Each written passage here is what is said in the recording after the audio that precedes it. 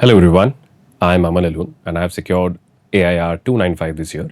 And मेरी journey थोड़ी civil services examination के साथ थोड़ी लंबी और थोड़ी इंटरमीडिएट रही है, so I will just take a moment to talk about it. It was in second year of college जब मेरे को थोड़ा दिमाग में आया कि civil services is a great career option. And उस टाइम पे I was involve in NGOs का काम करता था. मैं पंजाब इंजीनियरिंग कॉलेज में पढ़ा था and at the same time मैं एक इंटर्नशिप करी थी सरकार में. तो गिवन दीज टू इन्फ्लुएंसेस मेरे को लगा था यार सरकार में अगर एक प्लेटफॉर्म बहुत बढ़िया मिल रहा है काम करने का सोशल इम्पैक्ट सेक्टर में, so it might be a very good opportunity for me to explore.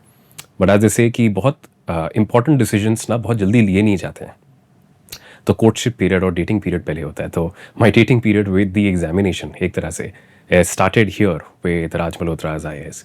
यहाँ पे राज सर थे तो उन्होंने फॉर्मेटिव ओरिएंटेशन के साथ थोड़ा चलना सिखाया in terms of how do what constitutes UPSC का syllabus, how do you read about it, how do you go about it. तुम नोट्स कैसे बनाओगे, एक सेंट्रलाइज नोट टेकिंग सिस्टम होगा तुम्हारा, तुम किताबें कैसे पढ़ोगे. क्योंकि मैं जैसे इंट्रोड्यूस हुआ था प्रेप से, मेरा था स्पेक्ट्रम और लक्ष्मीकांत मुझे बताई गई कि these are the Bibles for UPSC.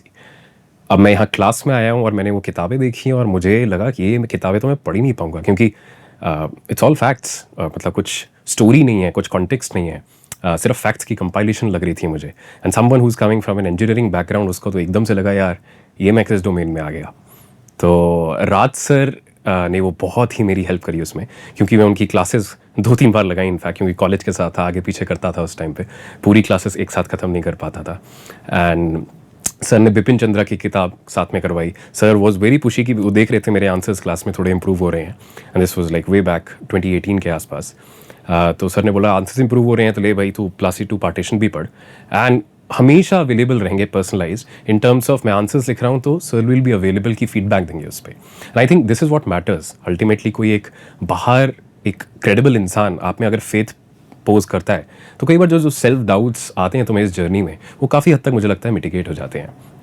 But as thing stand मैं थर्ड ईयर के बाद आई डिसाइडेड कि अभी UPSC परसू नहीं करना है मुझे, क्योंकि there is great opportunity cost और मेरे को थोड़ा एक बार प्राइवेट सेक्टर में करियर बनाना है. Just want to see what the world holds for me. So उसके बाद मैं यंग इंडिया फेलोशिप करके एक प्रोग्राम है अशोका यूनिवर्सिटी में, मैंने वो 1 साल किया right after my graduation.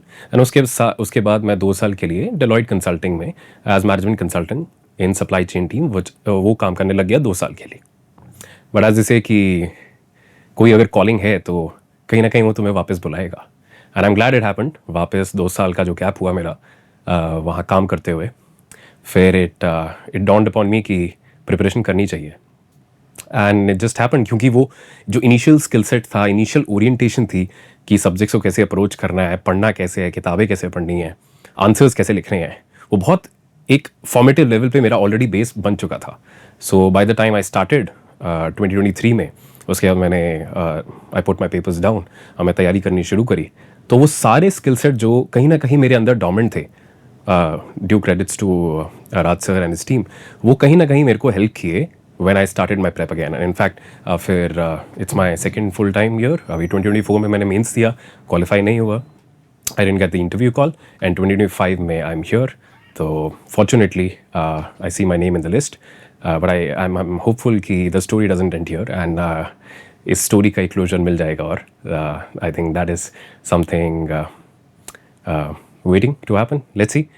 That's not in my control. मेरे अंदर जो कंट्रोल में है वो efforts हैं. So I'll put my head down and just do what is needed. And Raj sir and his team का जो formative years में रोल था, I am very very thankful for that. So ultimately we have to be responsible for our prep. Raj sir का हमेशा ये मोटो रहा है कि तुम इतने capable खुद बनो कि तुम 5 जगह से अगर तुम कुछ चीज़ रेफर भी कर रहे हो, you should be capable enough to scavenge what is necessary and pursue what is needed for the exam. And with that intent, I would like to thank Raj sir and his team for the efforts.